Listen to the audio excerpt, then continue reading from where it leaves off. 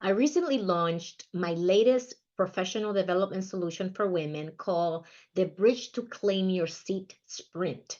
It's a 4-week leadership development where we apply and implement the 4 keys that I teach you during the Women's Fearless Leadership Masterclass, which are: own your vision and unique value, cultivate relationships that become your support network of allies, create your action roadmap, and finally strengthen the bridge to get there. In this week's training, my goal is to share with you one of the strategies that I hone in when I talk about strengthening the bridge to get there.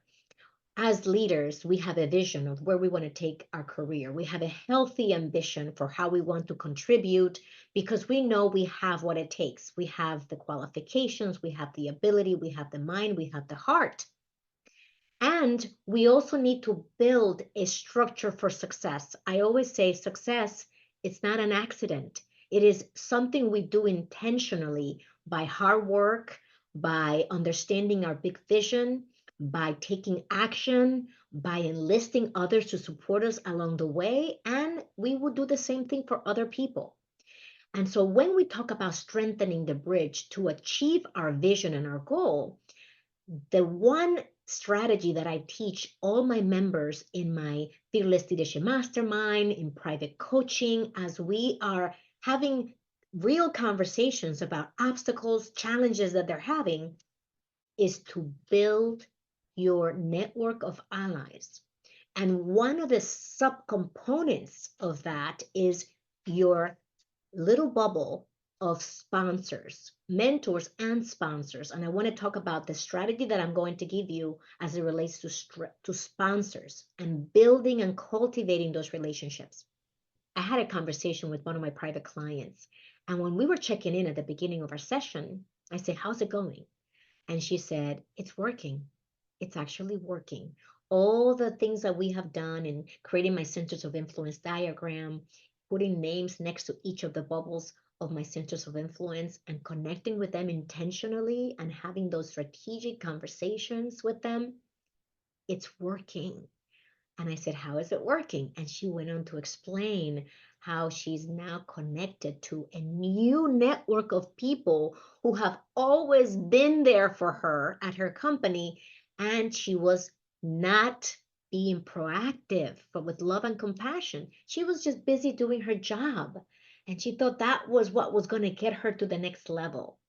And what we have been coaching on is the fact that building these relationships with people who are influential in your company, genuinely, authentically, getting curious about them, is really what propels us to the next level. Because these are the people who, with their influence, their support, their encouragement, can let others know about you, can promote you, can pound the table on your behalf, can close the door and advocate for you when you're not in the room. So that's what I want to hone this training this week on. What is the first step to take to strengthen the bridge to get there by getting more sponsors on your corner? Let's talk about that strategy. I want to share what to avoid and the limiting fears that may come in when you attempt to apply this strategy. The simplest way to grow your network of sponsors, the most straightforward way, is to identify sponsors who hold influential positions with a track record of supporting career growth. I know if you use this definition, it's going to make you pay attention to the people who do this, and it's also going to make you stay away from people who are not going to support you no matter how much you try, because that is just not who they are, and that's not where they are in their leadership journey. Let's break that down. The first part is to identify the people around you who are influential in your company. Who is who, right? When you look around you, there is the de facto sponsor if you have a good manager. If you have a manager who cares, who is interested in your career, who is interested in retaining top talent, your manager will be a great mentor and sponsor. And I say mentor because mentors are the people who you go to for advice. Sponsors are the people who you may also go to for advice, but they have authority, they have clout, they are able to give you an assignment versus a mentor may not be able to do that. So a sponsor could be a sponsor and a mentor, but a mentor cannot be a mentor and a sponsor unless they have the authority, seniority, and the clout. So when you look around your organization right now, who are the people with influence? And if you don't know, after you watch this training, I want you to start paying attention. People with influence are the people who people go to for questions. They are the people who, when they say something, it goes. They are the people who, even if when they're not in senior roles, these folks are the people who can change people's minds. They are leaders. So, despite their role in the org, they lead. Others respect them, value them, and ask for their guidance. Those are influencers. And you, if you pay attention, you will know who they are. So if you know, great, make a list of those people around you and think about your organization, your department, think about other departments around the company that have these influential people because you want to broaden your scope. You don't only want to look at your own vertical, but you want to broaden that horizon to ensure that you are looking across the organization for these influencers. So that's part one. Part two of the statement and the strategy is people with a track record of supporting career growth. So let's go back to your manager. Your manager may have a track record of being someone who supports others to grow and advance within the company. And you know it because you meet people who say, oh, your manager used to be my manager. When I worked for him or her, they helped me with X, Y, and Z. And look at me now. Now I'm heading this, or I'm running this project, or I'm in charge of that. That's how you know your manager has a track record of supporting career growth. Now, if you happen to have a manager who doesn't have that track record, that's okay. We only have to notice who they are. And if they're brand new, you may not know that they have a track record. So that's a great in for you to begin to develop the type of relationship with your manager that will lead the two of you to have a sponsor-sponsee relationship. And you will know that because you will build trust. You will feel you can go to your manager for advice, career conversations about where you see yourself growing and adding value within the company. Those are the kinds of conversations that you will have with your manager when your manager has a track record of supporting career growth, even if it's not at your company yet, because they just got there. So that's a great sign. When you can have those kind of empowering conversations, you know that, ooh, there's potential. If you have already tried to have conversations with your manager and it just doesn't work, your manager is very closed off, they're have their head down, they're simply focused on the work and they are not really expanding their perspective. They're not giving you the in for you to have these types of conversations. And when you bring those conversations up, they shut them down. You know that you have a challenge, and that's okay because there's roadblocks everywhere. Hello, welcome to the real world. And what we are doing is we're going to notice if that's the case. And if that's the case, that's all right. Let's navigate this. What can you do to find another sponsor that isn't your manager? And so let's use the strategy again of looking around at who is influential. And when you identify these folks around the company, there are then ways in which you can approach them so that you can begin to build a constructive sponsor type relationship without going to them and saying, Ginny, would you be my sponsor? Because the answer that I would give you if I didn't know you well is actually, I have sponsees and I don't have the bandwidth right now to have another sponsee. So that's not how we want to approach an organic sponsorship relationship. People who have a track record of supporting career growth have a reputation of doing that. They have a kindness about them.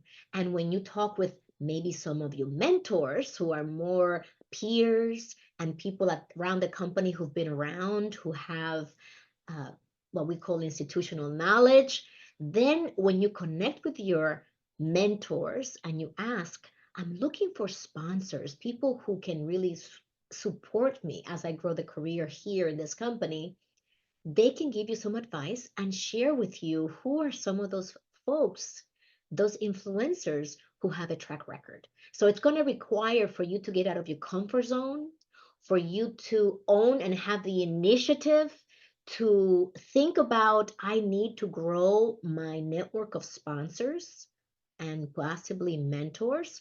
And I'm ready to do that. And I'm going to be proactive about it. And I'm committing to it.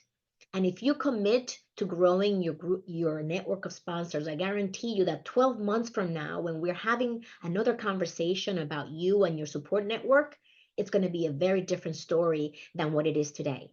Because you would have intentionally, proactively pursued and identified the people who are influencers at your company and the people who have a track record, and you would have made the initiative to connect with them and to start building an organic relationship with them about your work, about the projects that you are assigned, about your responsibilities in your leadership role. So here's what to avoid as you are looking for influencers within your company. Avoid only focusing on senior executives and neglecting potential sponsors at various levels of the organization. I began to hint at the fact that influencers are everywhere. Influencers don't have to have a senior executive title. They could be a manager, they could be a VP, they could be a director, they could be a managing director, they could be all over the stratosphere of the company. And it's the influencer aspect of who they are that makes them an amazing sponsor and potential sponsor, because people listen to them. They have clout, even if they don't have authority or title, and they have enough authority that they are in those rooms where conversations about promotions, about the future of the department, about the future of the company are happening. And so look around at every level and don't only focus on the senior VPs and the executive directors and people who are at the highest level of the organization, because then you might get intimidated and you may say, wait, I cannot do that. This is just way out of my league. So depending on where you are, for example, in my case, I was a director in the technology department in my old company where I spent almost 17 years. And my sponsor was the CIO, the Chief Information Officer. I also had as a sponsor one of the managing members, or the managing members, the managing member at the time during my last 7 years at the company. And the way that I built those relationships was organically, because I leveraged the fact that one, I was interested, two, I was curious about what was happening, what are we doing, what's the strategy. And I had a leadership role within technology that connected me to the managing member of my company. And as a result, I developed a sponsor-sponsee relationship, and she was receptive. She had a track record of supporting career growth.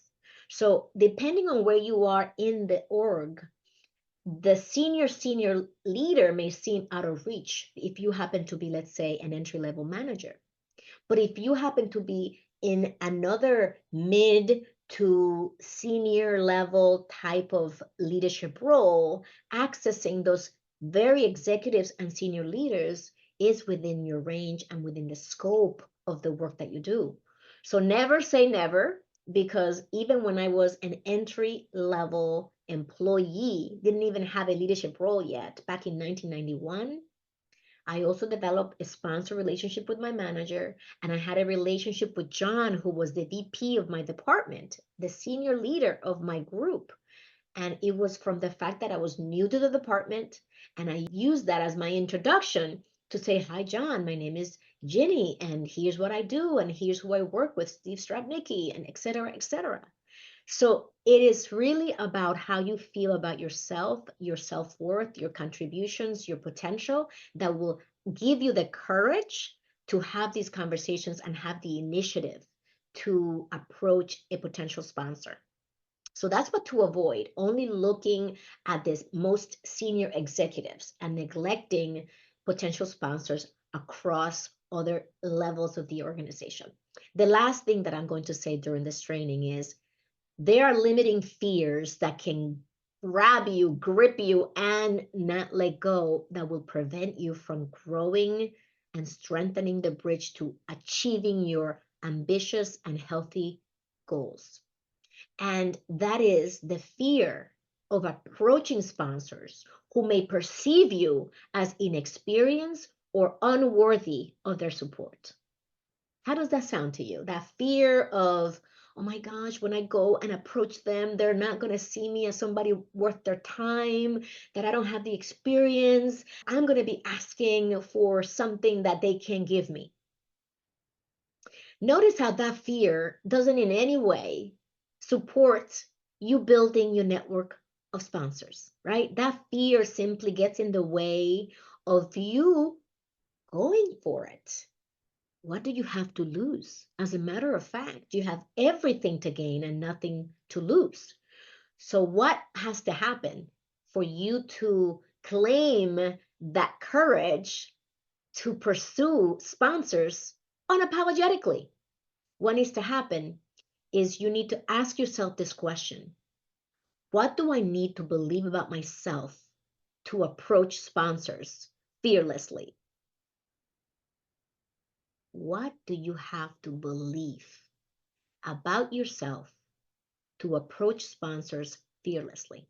The first answer that comes to mind for me, and I can't wait to hear what you have to say about this. For me, the first answer is I have potential. I know I do. I know that I'm meant for more. I know that I'm only scratching the surface of my potential. I feel that I want to learn about the company.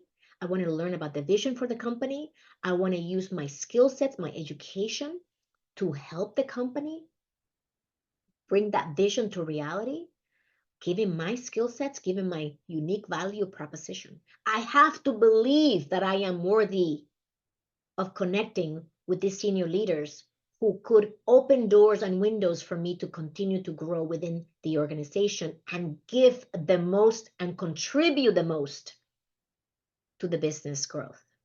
I have to believe that, because if I don't, I am not going to approach anyone. I'm going to stay in my cube, in my office, wherever you work, and you're going to keep your head down, come to work day after day, year after year, and then 5 years later wonder what has happened to my career. I'm not doing anything. I'm not moving. I'm not progressing. And you may see someone who just joined a couple of years earlier and they came in and they passed you. And you go, what is going on? What is happening? And my answer to that is not on my watch. As your coach through these trainings, not on my watch, not on our watch. We are conscious beings. And if we know that one of the secrets, which I don't think it's a secret anymore, to career growth and career mobility is to develop relationships with sponsors, it's time to develop relationships and cultivate those powerful connections with sponsors. So, what gets in the way? Let's explore that, because if we don't, you will wake up 5 years later and say, what happened? And worse, 10 years later, or even 20 years later, wondering what happened to my career. Your earning potential is on the line. And so, if you want to make the most of your contributions as a leader, your earning potential, benefit your family, let's get to work. Let's find out what's getting in the way and let's cultivate those relationships. So that's all I have to say for you today. I always have new things coming up, so I invite you to visit my new website, drjeanniebarrow.com/events, to check out what we're up to and to sign up for our next leadership development program. I'll talk to you soon. Live with purpose, live with joy.